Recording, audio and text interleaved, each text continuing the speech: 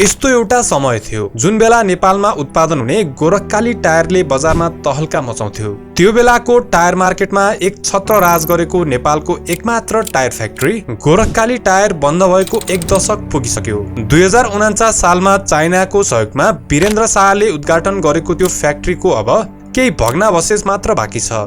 नेपालको आफ्नै उत्पादन, त्यसमाथि उत्कृष्ट क्वालिटीको टायर भएकाले गोरखकाली टायरको माग बढिरहेको थियो। विक्रमसम्म 2050 को दशकमा त्यो टायर निकै चर्चामा आयो। अफरोड होस् वा अनरोड दुवैको लागि उपयुक्त यो टायर भारतीय वा चाइनिज टायर भन्दा निकै बलियो र टिकाउ थियो। हिमाल तराई गर्ने ट्रकहरू सबैमा गोरखकाली टायर नै प्रयोग गरिन्थ्यो।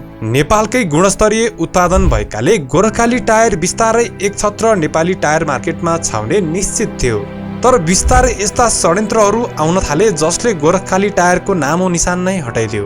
राजनीतिक भर्ती केन्द्रको रूपमा गोरखकाली टायर फ्याक्ट्रीलाई प्रयोग गरियो, जसले गर्दा व्यवस्थापन लथालिङ्ग हुन पुग्यो। 60 को दशकमा भारतीय टायर नेपालमा अत्याधिक आयात हुन थालेपछि नेपालमा नै उत्पादन हुँदा पनि यो टायरको मूल्य भारतीय टायर भन्दा महँगो हुन पुग्यो र पछि फ्याक्ट्री नै बन्द भयो। स्वदेशी उत्पादनलाई प्रोत्साहन दिएर आयातमा कडाई गर्नुपर्ने सरकारले भारतीय टायरहरूलाई आयातमा कुनै कडाई नै गरेन। उल्टो गोरखकाली टायर फ्याक्ट्रीको व्यवस्थापन कमजोर बनायो। अन्ततः गोरखकाली फ्याक्ट्री पनि विराटनगर जुट मिल र भ्रिकुटी कागज कारखाना झैं बन्द हुन पुग्यो। 2081 मा प्रचण्डले यो कारखाना खुलाउने आश्वासन दिएका छन्, तर यस्ता भाषण त विगत 10 वर्षदेखि नै सुनेका छौं हामीले, तर नयाँ कारखाना खुल्न सकेका छैनन्। आउनुहोस् गोरखकाली टायरको दुःखद अन्त्यको बारेमा यो भिडियो सुरु गरौं। कुरा हो विक्रमसम्म 2049 को। नेपालमा विभिन्न सरकारी तथा प्राइभेट कम्पनीहरू बिस्तारै खुल्दै थिए। त्यसरी नै चाइनाको सहयोगमा टायर फ्याक्ट्री खोल्ने प्रस्ताव आयो। 2049 मङ्सिर 25 मा तत्कालीन राजा वीरेन्द्र शाहले देशको पहिलो टायर उत्पादन गर्ने गोरखकाली रबर उद्योगको उद्घाटन गरेका थिए। गोरखकाली रबर उद्योग लिमिटेड नाममा खुलेको यो फ्याक्ट्री पब्लिक लिमिटेड कम्पनीको रूपमा दर्ता भएको थियो। विक्रमसम्म 2040 मा टायर उद्योग स्थापनाका लागि सम्भाव्यता अध्ययन पनि गरिएको थियो। तत्कालीन समयमा चाइना नेशनल केमिकल कन्स्ट्रक्सन कर्पोरेसनको प्राविधिक टोलीले नेपालमा टायर उद्योग स्थापना बारे विस्तृत सर्वेक्षण गरेको थियो। त्यसपछि 2042 सालमा यो फ्याक्ट्रीको शिलान्यास गरिएको थियो। 2048 सालमा म्यानुअल मेसिनहरू आयात गरेर गोर्खाको मजुवा देउरालीमा यो कारखाना स्थापना गरियो र गोर्खाको नामबाट गोरखकाली रबर उद्योग भनेर नाम राखियो। 2049 सालदेखि करिब 20 वर्षसम्म बिना कुनै बाधा यो फ्याक्ट्री निरन्तर चालू भयो। सञ्चालनको 2 दशक सबै किसिमका गाडीका लागि टायर उत्पादन हुन्थ्यो। गुणस्तरीय भएकै कारण गोरखकाली टायर निकै लोकप्रिय थियो। भारत, श्रीलङ्का र बङ्गलादेशसम्म यहाँको उत्पादन पुगेको दाबी छ।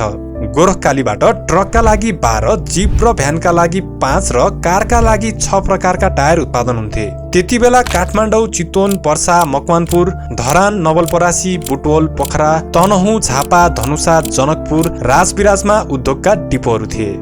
गोरखकाली टायर विदेशी टायरहरू भन्दा पनि राम्रो थियो। यो टायर निकै टिकाउ भएकाले नेपाली ट्रक ड्राइभरहरूको पहिलो रोजाइ गोरखकाली टायर नै हुन्थ्यो। 600 रोपनी क्षेत्रफलमा फैलिएको यो फ्याक्ट्रीमा 300 भन्दा बढी मान्छेले प्रत्यक्ष रोजगार पाएका थिए। वार्षिक 88,000 टायर ट्युब सेट उत्पादन गर्ने लक्ष्य राखेर कारखानाको निर्माण सुरु भएको देखिन्छ। उद्योगमा जडित उपकरणका आधारमा ट्रक बसको 70,000 तथा जीप कारको 18,000 गरी वार्षिक 88,000 सेट टायर र ट्युब उत्पादनको क्षमता रहेको थियो। नेपालको टोटल मागको झन्डै 60% टायर ट्युबको आपूर्ति गर्ने लक्ष्य राखिएको थियो। एसियाली विकास बैंक तथा स्वदेशी वाणिज्य बैंकहरूको समेत शेयर सहभागिता र ऋण सहयोगमा 67 करोड 50 लाख रुपियाँको लागतमा यो उद्योग स्थापना भएको थियो। उद्योगमा सर्वसाधारणको 36% शेयर लगानी थियो। साल ट्रेडिङ कर्पोरेसनको 34.65%, एसियाली विकास बैंकको 12.90%, नेपाल आयल निगमको 8.86% शेयर लगानीबाट उद्योगको स्थापना भएको थियो। यो फ्याक्ट्री पूर्ण क्षमतामा सञ्चालन भएको भए 500 कामदारले रोजगारीको अवसर पाउने लक्ष्य राखिएको थियो।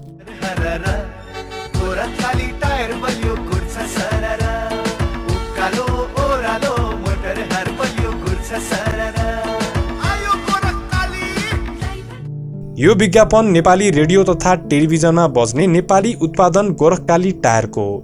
तर यो स्वदेशी उत्पादन धेरै दिन टिक्न पाएन। यसलाई पनि अन्य उद्योग जसरी पतन गराइयो।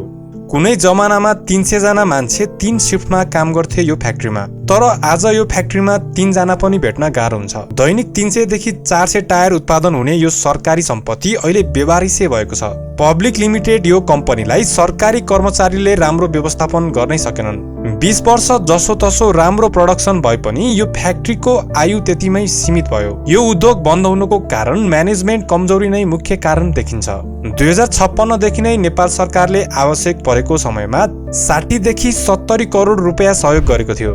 मुलुकको एक्लो टायर कम्पनी थियो गोरखकाली टायर। त्यसमाथि आन्तरिक प्रतिस्पर्धी पनि कुनै थिएन। क्षमता बढाउँदै जोडतोडले बजार हिस्सा कब्जा गर्न लाग्नुपर्ने कम्पनी राजनीतिक भर्तीको कारणले सञ्चालन भएको 21 वर्ष चल्दै गर्दा 23 चैत 2071बाट बन्द हुन पुग्यो। गोरखकालीको टायर बिक्रीका लागि देशका विभिन्न स्थानमा डिपोहरू खोलिएका थिए। उद्योगको चौथो तहका कर्मचारी डिपो प्रमुख तोकिन्थे।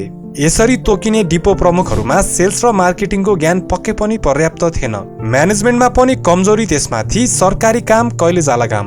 प्राइभेट कम्पनीलाई जस्तो कुनै प्रेसर नै हुँदैन थियो गोरखकाली डिपोहरूलाई। यसरी नै फ्याक्ट्रीमा पनि सरकारी काम भएकाले पहुँचका आधारमा भर्ती गरिन थालियो। अनुभव, सिप र दक्षता भन्दा पनि पार्टीको कार्यकर्ताको भर्ती केन्द्र बन्न पुग्यो गोरखकाली टायर उद्योग। गोरखकाली टायर उद्योगमा राजनीति छिराउने काम तत्कालीन एमाले गरेको थियो। 2062-63 मा केमिकल इन्जिनियर विनोद कुमार तिवारी उद्योगको जेनरल म्यानेजर थिए।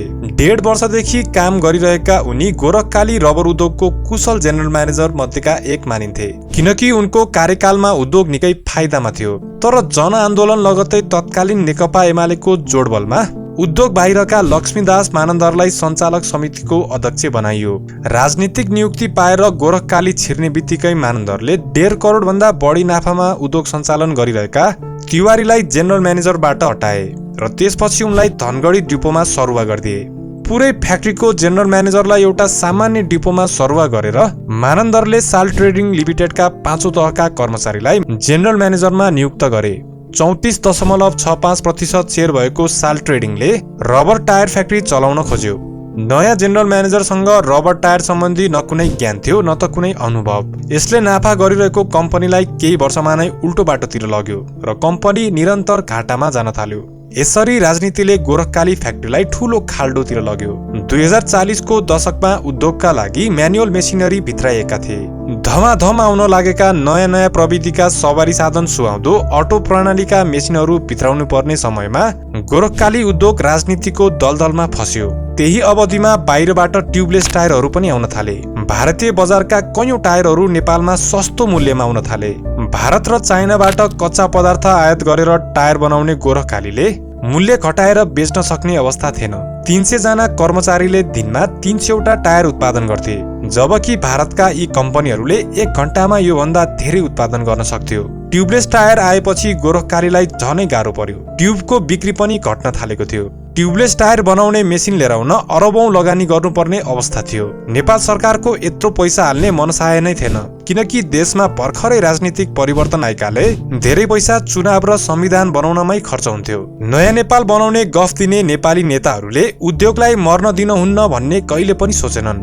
गोरखकाली टायर उद्योगलाई धक्का पुर्याउने अर्को कारण बन्यो रेडियल टायर। बजारमा 22 टायर बेचिरहेको गोरखकाली टायरले रेडियल टायर उत्पादन गर्न सक्दैन थियो। रेडियल टायरको माग बजारमा बढ्न थाल्यो, तर रेडियल टायर बनाउने भिजन न त उद्योग सञ्चालकसँग थियो न त सरकारसँग। यसरी गोरखकाली टायरको उत्पादन र माग दिनदिनै घट्दै गयो र 2071 मा सधैँको लागि फ्याक्ट्री बन्द हुन पुग्यो। 280 भन्दा धेरै जनाले एकै पटक रोजगारी पनि गुमाए। स्वदेशी उत्पादन बन्द भएपछि नेपालले अरबौं पैसा टायर आयातमा बगाइरहेको छ। सवारी साधन झन्झन बढिरहँदा टायरको माग पनि निकै बढेको छ। तर नेपालको टायर मार्केट अब पूर्ण रूपमा भारतसँग निर्भर हुन पर्ने अवस्था छ। गोरखकाली रबर उद्योग बन्द भएको आर्थिक वर्ष 2071-72 मा 23 करोड 29,43,000 रुपैयाँको टायर आयात भयो। त्यसको 3 वर्षपछि आर्थिक वर्ष 2075-76 मा 8 अर्ब 6 करोड 63,31,000 रुपैयाँको टायर आयात भएको भन्सार विभागको तथ्याङ्कमा देखिन्छ। यही गोरखकाली उद्योगको लागि झापाका केही किसानहरूले रबर खेती पनि गरेका थिए, तर आफ्नो देशमा अब रबरको माग नै छैन। त्यसमाथि भारतले नेपालबाट रबर आयात गर्दैन। तपाईलाई यो भिडियो कस्तो लाग्यो? यदि राम्रो लाग्यो भने लाइक, कमेन्ट र शेयर गर्न नबिर्सिनुहोला। हामी हरेक हप्ता यस्तै भिडियो लिएर आउँछौँ। यदि तपाईलाई यस्तै कन्टेन्ट मन परे क्युरियस नेपाललाई सब्स्क्राइब गर्न नबिर्सिनुहोला।